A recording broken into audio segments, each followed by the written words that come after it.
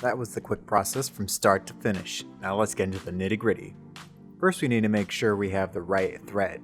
In this, the white is a sewing thread while the gold is an embroidery thread. Embroidery thread is thinner, which you might be able to see in this side by side. Now we need to have the file. Just having a picture is not enough for an embroidery machine. It needs to know where the stitches are going and which stitch to perform. I sent my file to a digitizing service, which gave me this printout to show me how it will roughly look. Then they'll ask what kind of file you need, based on the manufacturer of your machine. I have a brother, so I chose PES. Now we have our hoop. This is a 4x4 hoop. Not the size of the hoop, but the maximum embroidery size. Then we have stabilizer, the backing of the embroidery. There are two main kind of stabilizers. Cutaway. You can tell this because it doesn't want to rip easily. This kind is mainly used for stretchy or woven fabrics. Look at the back of a lot of embroidery clothing that you might own, and you'll see some of it. Next, tearaway. And you guessed it, it tears. It kind of focuses on more stable, less movable items. Think baseball caps or towels. There are many different weights of these stabilizers, but we won't get into them in this video. Now normally you would put the stabilizer, then the item you're embroidering in the hoop, sandwiched together, but this hat is too thick. So for this we're just going to do the stabilizer. Line up the arrows, press the hoop in, and tighten the screw. The stabilizer should now be tight like a drum. One you could even play on in a pinch like Ringo. Now here's a hat I did before in golden thread like I showed earlier. This is where we want our logo to go, but this time we'll do it in white. We want to somehow mark that this is the location of the front of the hat. That's where I use this clip. We need to pull the cuff down and then reverse it to not get the cuff and other side of the hat sewn together by accident. See where the blue side of the clip is now after flipping then reversing? Right where we need it to be. Here's some basting spray or temporary sewing adhesive, which we're going to use to float the hat onto the stabilizer. And since the stabilizer is already a part of the hoop, the hat will be connected too. Lightly spray and it should feel tacky. Then we'll put the hat where we want it on the hoop. I personally like to make sure the hat does not move, so I use some extra clips and pin it to the stabilizer. You need to make sure the pin goes through the fabric and the stabilizer and at least back into the stabilizer on the edge.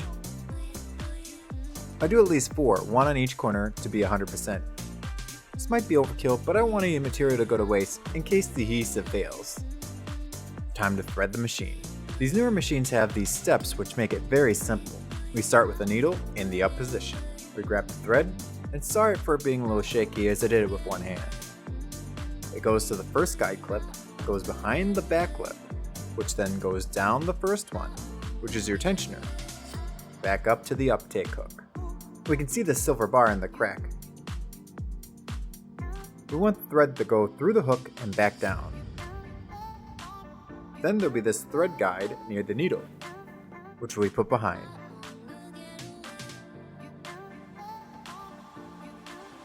Some machines you would just then thread the needle.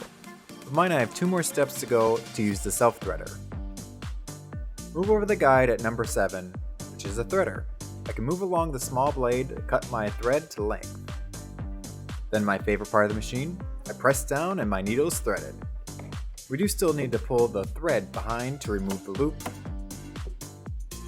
but it does make it far easier to thread than by hand. I tend to use the tweezers to make it easy. I promise over time it will get easier.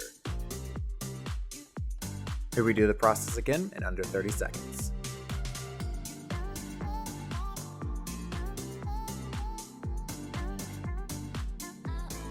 My embroidery bobbin, pre-wound, is already in the bottom. I bought a pack of 20 of them because unlike in sewing, the bobbin color does not need to change when the thread color changes for embroidery.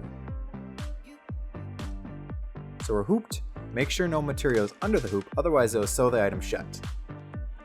Let's load the hoop into the carriage, which moves the hoop in an XY plane as the needle stays still. Here's one I did earlier where I wasn't paying attention. Notice anything wrong here? If you guessed it was sewn shut, you'd be right. From here we can see how it would sew right through both sides. Now let's show the right way. It may look a little bunched up, but this is the right way.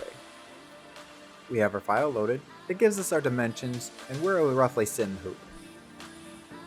Your machine might have this nifty feature to trace out the edges, which helps you figure out your sizing in real time. Now in the upper corner, we can trace it out to see where it sits in our garment. Looks good to me. There's one more type of stabilizer out there, which I'm putting on here now, which is water soluble, or one that dissolves in water. I use it in this case to make sure the lettering does not sink too deeply into the hat. Also, all future projects I pin it to the hat rather than it being on top all willy-nilly like this. Now press our foot down, and we can start embroidery. Most entry-level machines like mine you might need to handhold a little bit rather than just walking away from a commercial style one. This machine calls for a 75/11 needle and should be replaced every few projects.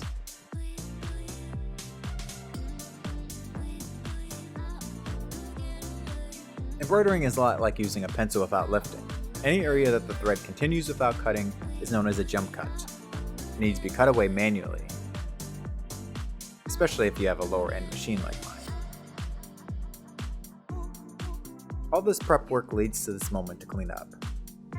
Here we can see my failed attempt where it was sewn clean through, versus our proper one still in the hoop. Sewn into the top and the stabilizer, and that's it. Just what we want to see. If you flip over and see like this, you too fell victim. Here we need to clean up our embroidery for the finished project. Take out our clips, rip off our top stabilizer. Remove the pins.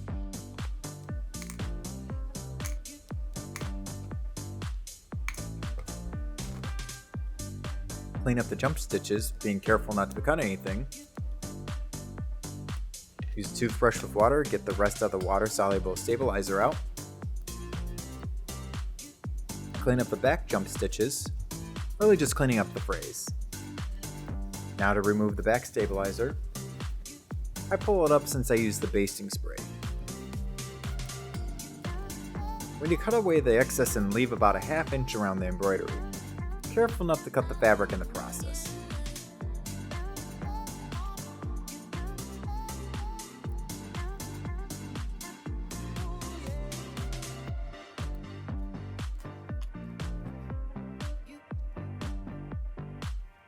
Turn the hat inside out and finito. Like this content? Please like, comment, subscribe.